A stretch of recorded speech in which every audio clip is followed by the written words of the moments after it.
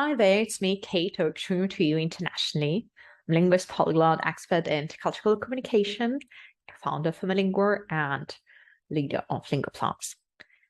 Well, while talking about language learning per se, being multilingual, multicultural, I believe it's quite important to focus on the notion of emotions. And I'm super curious actually to hear about your experiences because, well, being multilingual, multicultural, to live in 9 countries all over the world and working with different people, well, experiencing different emotions, different situations. I must admit that indeed emotions feel quite differently, but I would say that languages feels like my languages kind of tied up to certain as well emotional states, and maybe in some languages I might feel maybe more optimistic in a way. They're lighter. And in some languages I might feel a little bit more maybe pragmatic in a way, business-like, you know. Some could actually spark more of romance, right? More like romantic feelings, perhaps. Yeah, like this palette of emotions. Some could be more phlegmatic in a way. So it's quite interesting as well to hear how you feel. And what I've enjoyed doing while digging into my research about emotions and languages, especially studying works of Anna Wyzbecka, I believe it's true, like what's happening that when we live in different languages, let's say different countries and different languages, we memorize stuff, we memorize events a certain language, right? Certain culture, so they encode it in that way. And I've been doing as well therapy, right? And I believe it's a great way to improve your life, especially like quality of your life. And so far I've done therapy in four languages, I believe, 5. I need to check.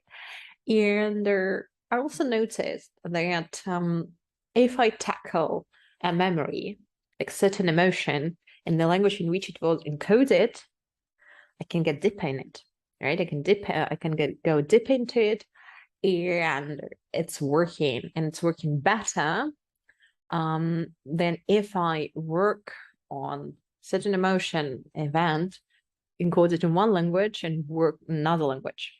And I believe this is like one of the, I would say, challenges, maybe disadvantages in the current state of therapy, that if a person is bilingual or multilingual, we go to work with monolingual therapist. And that monolingual therapist would never get into that deep stuff that was encoded in another language, in another cultural connotation. And that fascinates me because, as I say, as I had a chance to work with different specialists, different traditions, I noticed that for bilingual, for myself, and probably for bilingual, multilingual people, that also would be more effective in a way to work with different specialists in different languages. Because again, so emotions, I feel that as well, they tied up obviously to cultural connotations, right? Perceptions of the world.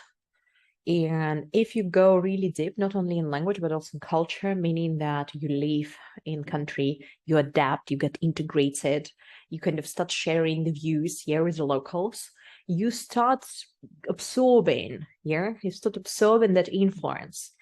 And you start getting these associations and semantic feel, let's say, which means that while you're switching between languages and you're kind of switching these filters, you indeed might feel slightly differently. Again, this is all coming from my personal experience. I've heard that as well from some people, colleagues and friends who happen to be, multilingual, multicultural, but it's always good to hear from you because maybe you don't have it.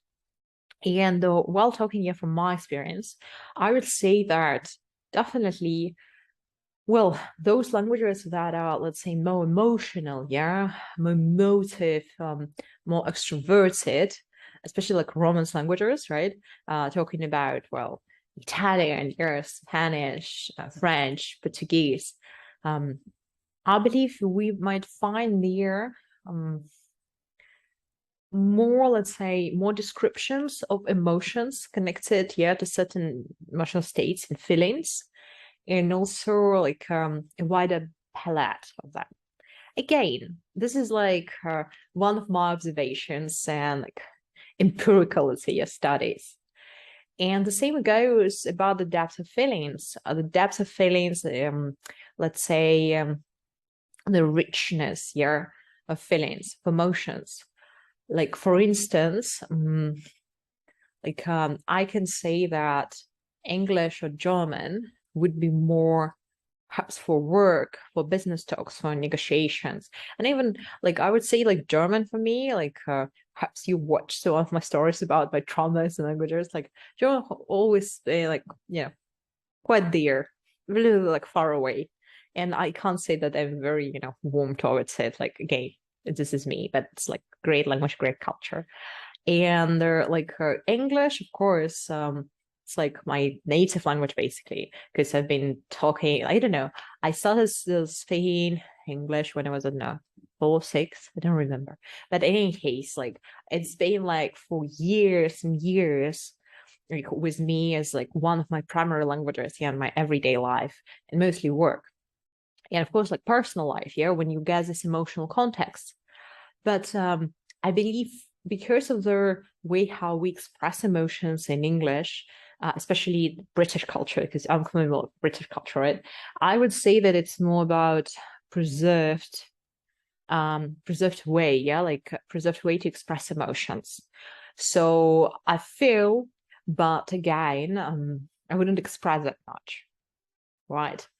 While talking about Romance languages, yeah, like Italian, like gestures will say it all, right? Like intonations, right? There's passion, anger, all these languages there, I indeed feel I can express indeed my, well, positive and also negative feelings, meaning if there's a conflict, it's going to be a conflict, it's not like, all right, polite way, exchanging arguments, not at all. No, I'm a beast there. So that's the thing. I believe depending a lot on certain parameters or conditions, you could say, how emotions are expressed in certain cultures. Of course, you expressed languages.